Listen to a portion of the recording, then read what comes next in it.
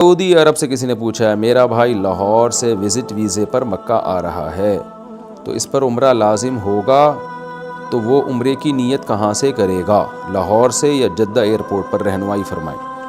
دیکھیں اصل مسئلہ تو یہی ہے، فضیلت کی بات تو یہی ہے، جب بھی آپ مکہ جا رہے ہیں تو آپ عمرے کی نیت کریں اپنے گھر سے،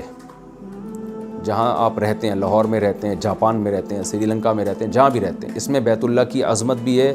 اور احرام باندھ کے گھر سے آپ چلیں گے یہ زیادہ ثواب ہے، شاعر اسلام کا اظہار بھی ہوگا، تو افضل تو یہی ہے۔ لیکن اس میں مشکل ہوتی ہے لوگوں کو، تو پھر دوسرا راستہ یہ ہے کہ آپ ایئرپورٹ پہ احرام کی چادر پہن کے لبیک اللہم لبیک پڑھ کے 2 رکعت پڑھ کے جو ہے لبیک اللہم لبیک وہ پڑھ لیں،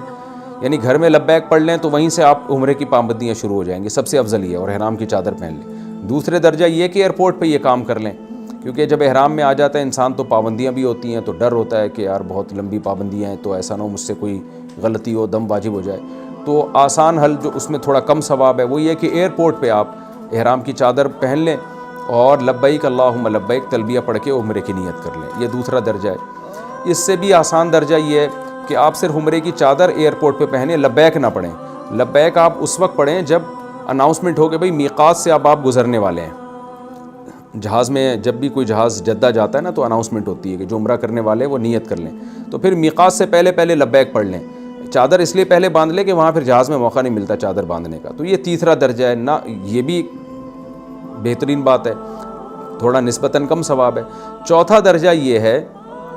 کہ آپ مکہ جانے کی نیت ہی نہ کریں، آپ مکہ جا رہے ہیں جدہ ایئرپورٹ سے، نیت کریں جدہ جا رہا ہوں میں، یہ مکہ جانے کی اگر نیت کریں گے تو میقات سے پہلے بہرحال لبیک اللہم لبیک تلبیہ پڑھ کے عمرے کی نیت کرنی پڑے گی۔ اگر آپ نے میقات بغیر احرام کے یعنی بغیر تلبیہ پڑھے کراس کر دیا تو دم واجب ہو جائے گا آپ کے اوپر، تو اس لیے ہاں یہ اس کے لیے گنجائش ہے کہ وہ نیت جدہ کی کرے، یعنی آپ نے جانا تو مکہ ہے لیکن آپ نیت کریں کہ میں جدہ جا رہا ہوں، اور پھر جدہ سے پہنچنے کے بعد میں عمرے کی نیت کروں گا، ابھی سے نیت ہی نہ کریں مکہ جانے کی، نیت یہ کریں جدہ جاؤں گا میں، تو جدہ جانے کے بعد مکہ جانے کی نیت کروں گا اور عمرہ کرنے کی نیت، تو پھر ایسی صورت میں یہ چوتھا درجہ ہے